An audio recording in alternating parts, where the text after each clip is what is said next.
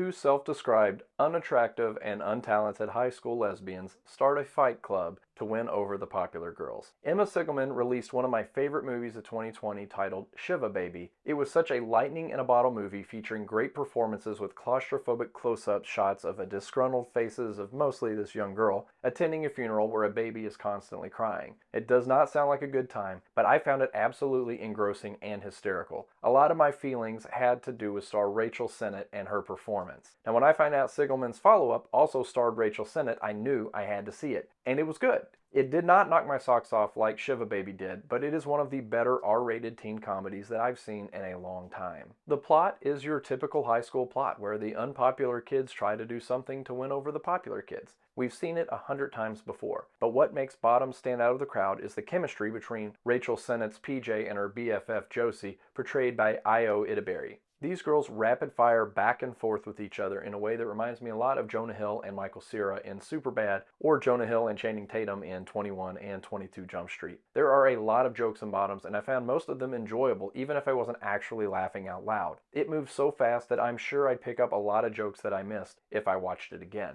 And speaking of missing jokes, the theater that I saw this in seemed rather quiet throughout. I didn't hear a lot of laughter, and that's not usually a good sign for a comedy. But there are so many glowing reviews and people calling it the funniest movie of the year, maybe I just saw it with the wrong crowd. Many of my favorite jokes were just hearing the principal give announcements over the intercom of the school. This is a very R-rated comedy. It's full of a lot of language, and that language starts from the first sentence of the entire film. Everyone cusses. Every kid, the teachers, the principal, the football announcer. And it wasn't just for shock value. The language just worked with how spastic and intense the rest of the movie was. And while it's definitely a comedy, it also got unexpectedly violent in a couple of spots, and while it did have a message, that message was kind of all over the place, and I'm not sure that it truly stuck its landing. That sounds like I'm complaining a lot, but I don't mean to. I'm clearly not the right demo for a high school lesbian teen comedy, but a good movie is a good movie, and Bottoms is a good movie. I've heard a lot of people comparing Bottoms to either Superbad or Not Another Teen Movie. It's fairly farcical and unrealistic, but it hits all of the marks of what makes a classic teen comedy. I expect it to gain momentum, and this is probably going to go down as a cult classic. Former NFL player Marshawn Lynch is great as Mr. G, who is basically the only teacher at this school. I'd compare his performance to either that of John Cena or LeBron James from Amy Schumer's movie Trainwreck. Nicholas Galitzine is also great as teen heartthrob and football star Jeff, who always wears his football uniform no matter the situation. And not like a regular football player in high school wears their jersey on game day. Jeff and the rest of the football team, they wear their full uniform, pads and all, every single day. Now, while I didn't love Bottoms quite as much as I wanted to because of Emma Sigelman's prior film Shiva Baby setting that bar so high, I still think this is one of the best comedies of the year, and it deserves to be seen.